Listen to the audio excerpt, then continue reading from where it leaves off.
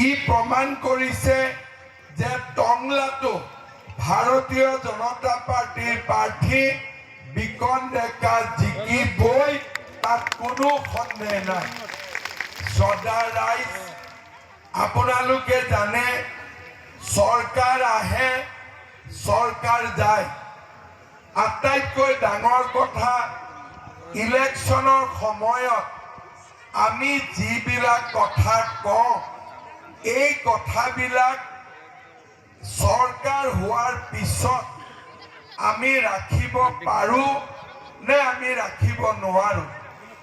আগতে কংগ্ৰেছৰ চৰকাৰ আছিল অসমত, প্ৰতিশ্ৰুতি দিছিলে, কিন্তু ৰাইজে কেতিয়াও প্ৰতিশ্ৰুতি পূৰণ হোৱা দেখা নাপাইছিলে।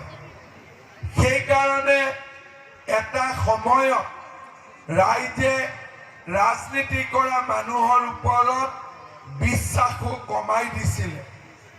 কিন্তু যোৱা 5 বছৰত আপোনালোকে দেখিছে যে আমি য'ত যেনেকে ৰাইজক কথা দিছিলোঁ, আমি তেনেকৈ সমাজখনক আগুৱাই লৈ গৈ আছোঁ। আৰু আজি ৰাইজে বিজেপি চৰকাৰৰ দিনত হোৱা অভূতপূৰ্ব উন্নতি ৰাইজে নিজেও দেখা পাইছে।